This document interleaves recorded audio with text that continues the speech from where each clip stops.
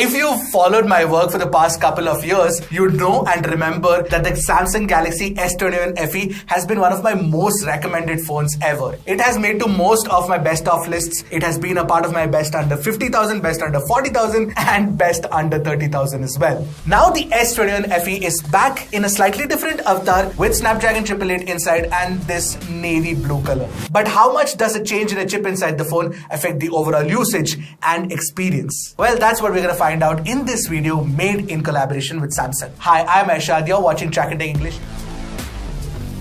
Now, if you think the S21 FE with Snapdragon 888 is similar to the one with Exynos 2100, well, it is. It's still the same small compact phone with a plastic body and a metal mid-frame. And this new navy color is apparently exclusive only to the Snapdragon 888 variant. Of course, there are a bunch of different colors that you can pick from as well. I do like the color, and of course, the in-hand feel is very good. It's pretty light and slim as well. But what Samsung nails is the other aspects of the design, and it gives you a truly flagship experience as a result.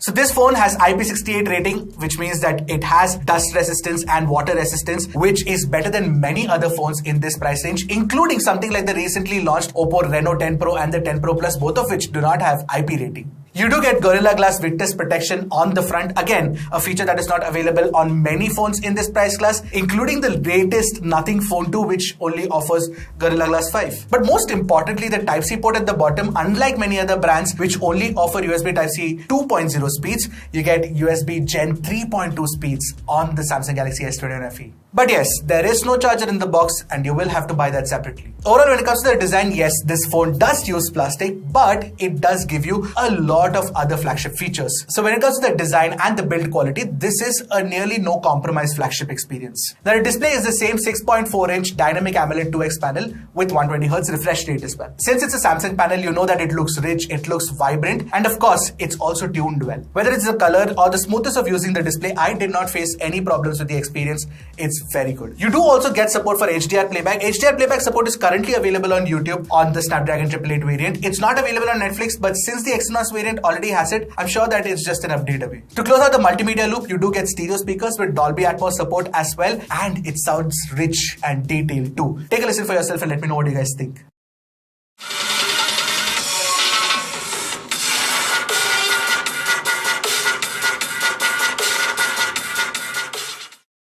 Of course, a part of the display is also the in-display fingerprint scanner, very fast to unlock, no problem whatsoever. The haptic feedback also is an X-axis vibration motor. It's good enough, but it could have been slightly tighter in my opinion. Now, talking about the Snapdragon 888 chip, it's a 3-year-old chip. It's based on the same 5nm fabrication process that was used inside the Exynos 2100 as well. But since it's a Qualcomm chip, it's slightly more powerful and slightly more efficient as well. In AnTuTu version 9 and Geekbench version 6.1, we got a higher score on the Snapdragon variant compared to the Exynos variant. Even the throttling performance has been improved and is definitely better than the Exynos variant, but it definitely could have been better. In regular usage, the phone is very responsive. It doesn't have any stutters whatsoever. Whether you're using Twitter, whether you're using Gmail, whether you're using regular browsing, all of that works really well. No complaints whatsoever. But this is definitely not meant to be a performance monster or a gaming phone per se. Yes, you can play games on it, but phones with Snapdragon 8 Plus Gen 1 would be better suited for gaming. By the way, the SD888 version of the S21 FE comes in only one variant with 8GB of LPDDR5 RAM and 256GB of internal UFS 3.1 storage. I'm glad that the base storage has been upgraded from 128GB to 256GB now. Battery inside continues to be a 4500 mAh unit, and of course you get 25W fast charging speed supports and 15W wireless charging as well. The wired charging speeds could definitely have been faster considering the competition around. Now, compared to the Exynos variant, which is what a lot of people would be wondering, the Snapdragon variant does offer better battery life. In regular usage, you can expect about a full day's worth of usage. Having said that, there are definitely many phones out there that do offer better battery performance than the Galaxy S21 FE, so keep that in mind. Now, the one reason why I am really inclined to recommending the Snapdragon variant of the S21 FE is the kind of image signal processing that you get with it, because the kind of pictures that we got with the phone were exemplary. The specs are the same as the Exynos variant. You get a 12 megapixel primary camera with an aperture of f1/8, and apart from that, you also do get an 8 megapixel 3x telephoto camera and a 12 megapixel ultra wide as well. On the front, there's a 32 megapixel selfie shooter.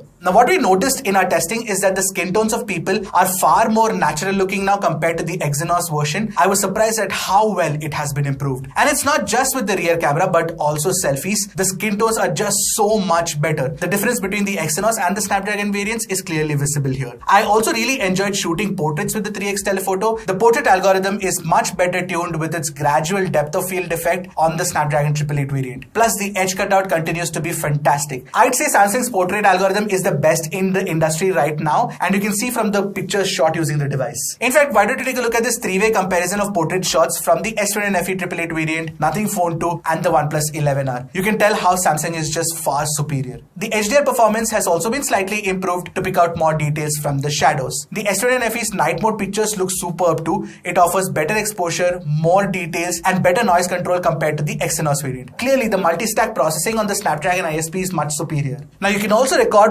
videos at 4K 60 FPS using the primary camera and the front camera as well. Almost every other Android phone in this price class offers you only 1080p video recording, even if they offer 30 FPS or 60 FPS. You know, after using the cameras on the S21 FE, I feel that this is one of the most consistent and impressive cameras out there under Rs 50,000. Dare I say it could be the best under Rs 50,000 as well. In fact, why don't you guys let me know if you want a proper camera shootout of the S21 FE 888 variant against other phones in this price class.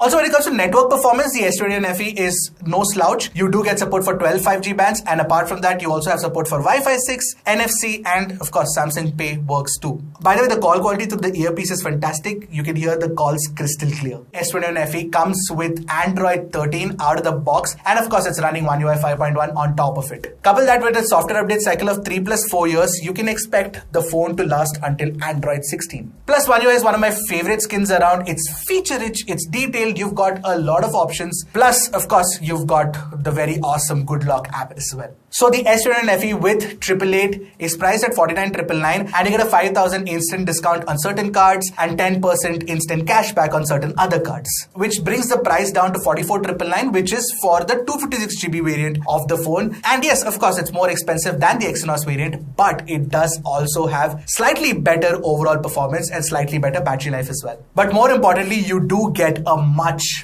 improved camera experience. We were really impressed. Also, when you're comparing other phones in this price category, there are 0 phones that I can think of that bring all of the premium features in one package. Premium features like IP68, wireless charging, Corning Gorilla Glass witness protection, USB Gen 3.2 speeds, and of course that 3x telephoto camera as well. But I repeat, it's not a phone meant for gamers alone. It's for somebody who's looking for a more balanced approach. Because if you do add the best chip in class inside the S21 FE, then you'll have to lose out on some other features. Moreover, when the prices are discounted around the Diwali season, this phone will become even more exciting. Now, I'm not saying that this is the best